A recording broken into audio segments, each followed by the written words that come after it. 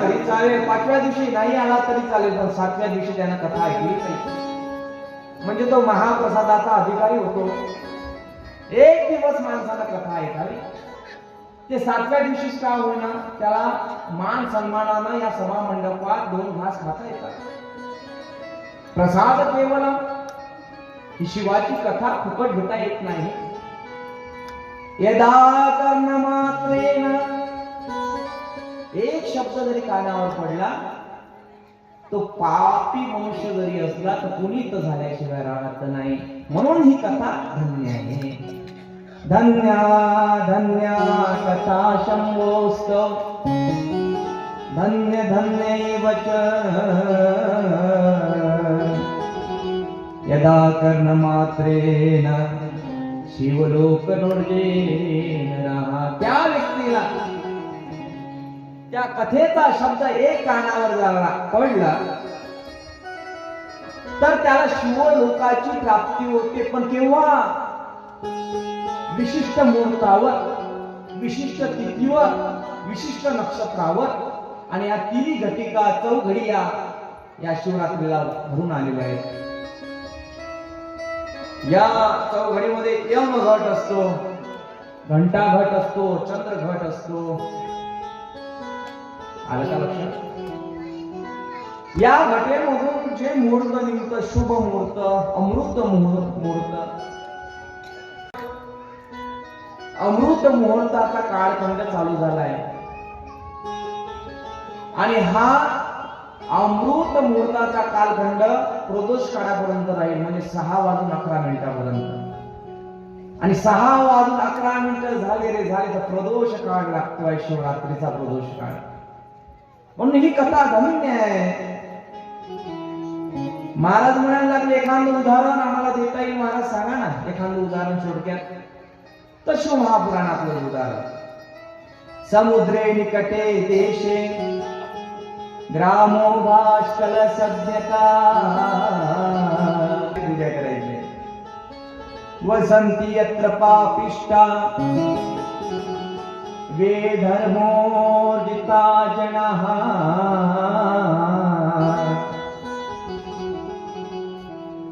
एक असा पापी मनुष्य या नगरामध्ये राहतो ज्याने कधी भगवंताचं पूजन भजन केलं नाही, पण एक कथा ऐकली, एक कथेचा शब्द शिव शिव ऐकला आणि त्याला शिवलोकाची प्राप्ती झाली. असं उदाहरण कीर्तीश्वर साहित्य अंतर्गत येतं.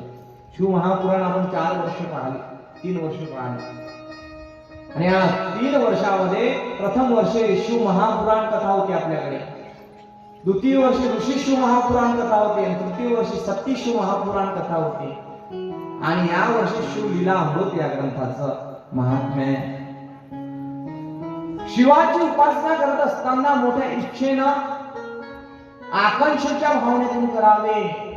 त्याच्याकडे न काही मागता, कोणत्याही प्रकारची आशा न ठेवता, भोग न ठेवता ती करावी. त्याच्या मंदिरात गेल्यानंतर त्याला काही मागितलं नाही पाहिजे. तेरा तुझको क्या लागे मेरा. भगवंताच्या मंदिरात जा तर देवाला काही मागू नका, तर देवालाच मागा. लक्षात आली का भाषा माझी? देवाकडे काही मागण्यापेक्षा देवालाच मागणं सर्व काही. कोणी मागितलं? जनाबाई भांडायला लागली देवासोबत. जनाबाई भांडते देवासोबत. जनाबाईवर आळ घेतला, चोरीचा आळ.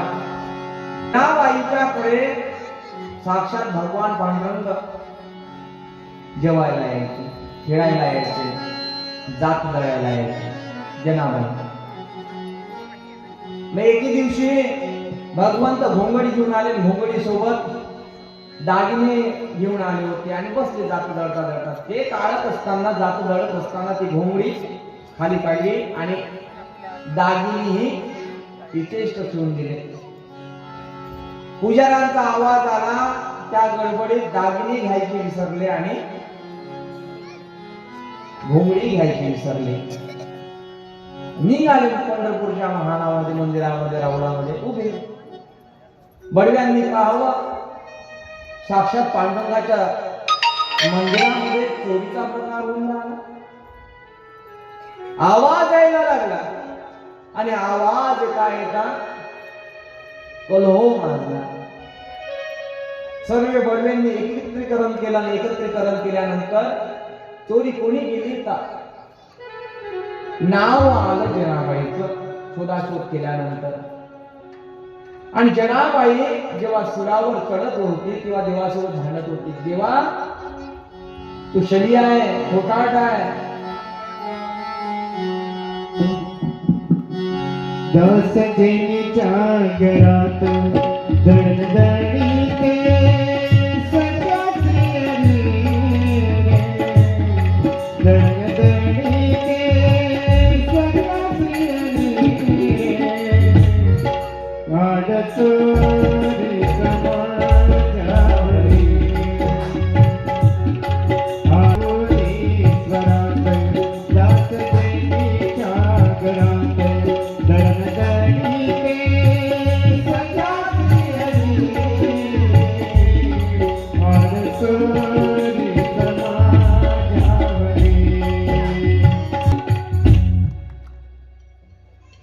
भगवंतासोबत भांडण करायला लागली जनाबाई. सारी भगवंता प्रेम करण्याचा हा विषय. जगाच्या बाजारामध्ये आम्ही प्रेम करावं तुझ्यावर आणि तुझ्यावर मन जळवावं आणि त्याचं एक बक्षीस रूपामध्ये हा आड द्यावा असं का केलं. जेव्हा सुरावर चढवण्यात आलं जनाबाई म्हणते, जनाबाई म्हणायला लागली देवा तू खोटारडा आहे, पापी आहे, मला माहिती आहे, शली आहे. देवा तू चांगल्या माणसाचं सोबती नाही. भांडण करायला लागले. देवासोबत भांडलं पाहिजे. काय माणसासोबत भांडतात. अधिकार असा प्राप्त करा की देवानंही भांडण आपलं स्वीकारलं पाहिजे. देवा असं कसं करणार नाही, करावंच लागेल. केव्हा होईल असं, जेव्हा त्याला तुम्ही आपलं म्हणाल. कोणी त्याला मुलगा समजत, कोणी त्याला भाऊ समजत. काहून आला नाही. द्रौपदीसाठी साडी पुरवण्याकरिता तो येऊ शकतो. का दिला. प्रेमाचा पितांबर फाडून तिनं दिला. भर जडी ग पितांबर दिला फाडून. द्रौपदीसी बंधू शोभे नारायण. भर जडी ग पितांबर दिला फाडून. तिने पितांबर फाडून दिला आणि फाडून दिल्यानंतर भगवंतानं तिची कदर केली. पण इथे म्हणतात जनाबाई देवा तो तसा माझ्यासोबत न्याय केला नाही. मला माहित आहे कीर्तिवानाचा अपमान केला, चोरट्याचा बहुमान वाढविला. धुंद झाला तुझा दरबार, धुंद झाला तुझा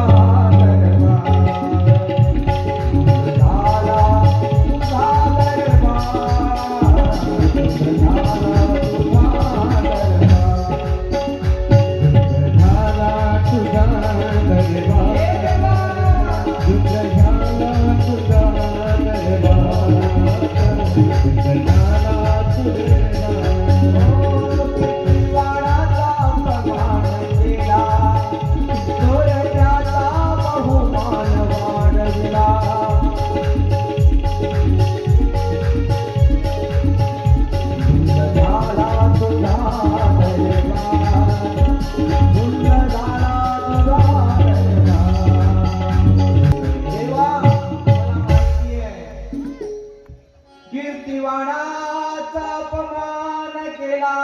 कर्ण कीर्तिवान होता. कर्ण दान करत होता. पण देवा काय केलं रे आखरी.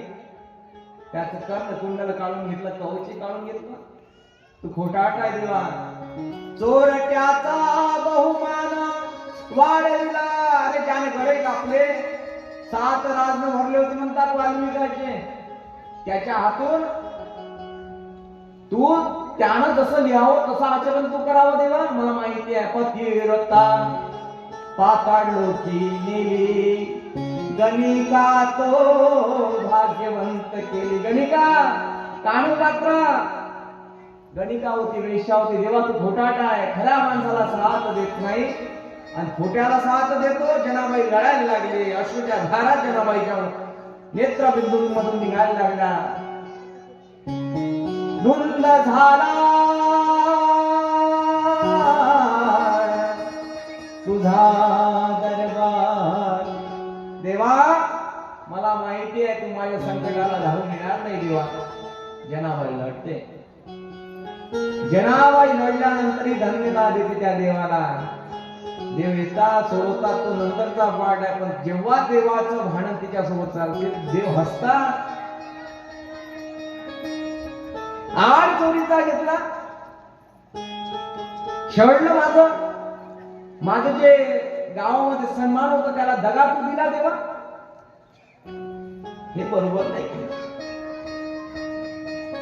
आणि असं करत असताना मला जनाबाईची रात्री 1 वाजता आठवण झाली. कोणाची? या वयात कोणाला कोणाची आठवण येते, पण मला जनाबाईची आठवण आली. जनाबाईची आठवण जशी आली तसं भजन लिहिण्यात आलं.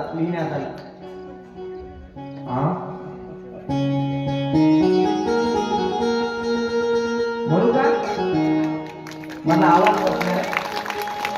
तुमच्या काळ्यानं सरळ झाला तो झाला नाही का? म्हणू का मग? महादेवाच्या वाटीन गा कैलास राजा.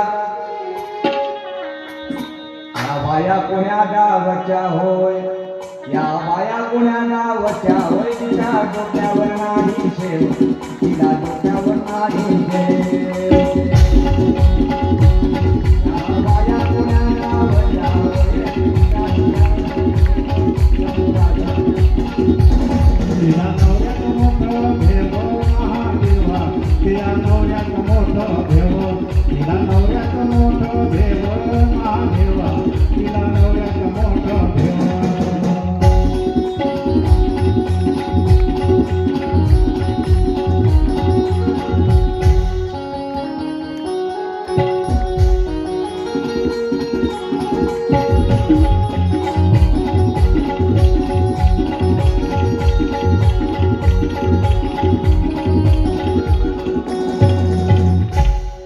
वलगावात आला ठेवा, वलगावात आला ठेवा. महाराज लोकले झालं भेव भोलेनाथ. महाराज लोकले झालं भेव. महाराज लोकले झालं भेव भोलेनाथ. महाराज लोकले झालं भेव.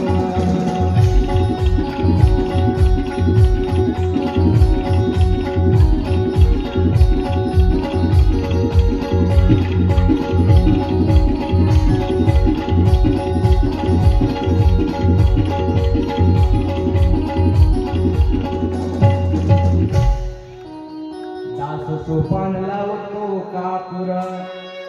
बरोबर आहे? दास सोपान लावतो कापूर. या गावाच्या वतीनं तू पावल ते तू नका भोलेनाथ. पावल ते तू पावल ते तू नका महादेवा. तू पावल ते तू नका. तू पावल ते तू नका महादेवा. तू पावल ते तू नका. महादेवाच्या वाटीला महादेवा. महादेवाच्या वाटीला.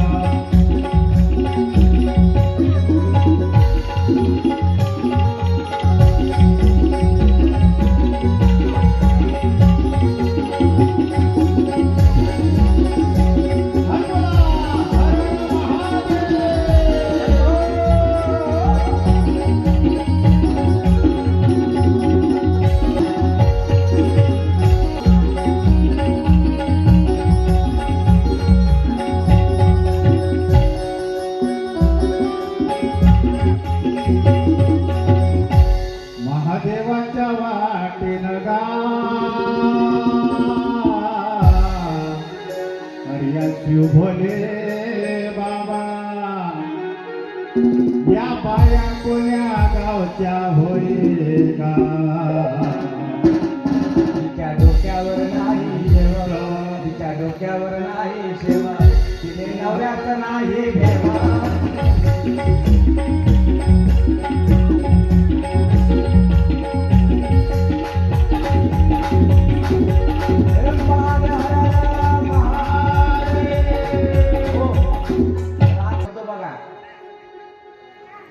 महादेवाच्या वाटीन गा कैलास राजा. काय शिव महापुराण चालू आहे, शिवलीला अमृत चालू आहे, त्या वाटीनं आपण आहोत, बरोबर की नाही? या बाया कोण्या गावच्या होय? तुम्ही बाया होय ना, हो की नाही? संशय आहे काही? बोलू बाया. या बाया कोण्या गावच्या होय? जिच्या डोक्यावर नाही शेव तिले नवऱ्याचं नाही घेव.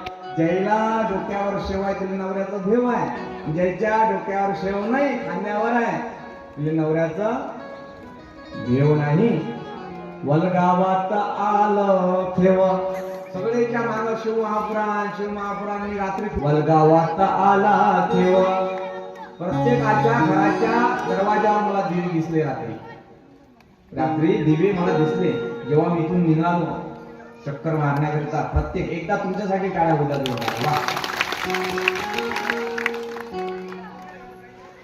तुमच्या गावचे लोक म्हणतात आमच्या बाया आमच्या मताना ऐकत नाही. हा महाराज काही लिंबू काही आणते का टिकून? बातच आकर्षण करून घेते. वलगावात आला ठेव. आता 4 वर्ष झाले लय ठेव आला आता. आणि महाराज लोकले झालं देव झालं वाटते. मग आता आखरी सूचना मागितली कोणाकडे? देवाकडे, जो शिवजी आहे. दास सोपान लावतो कापूर. कुठून? या गावाच्या वतीनं. दास सोपान लावतो कापूर या गावाच्या वतीनं. तू पावत ते तू नगा शंभू राजा.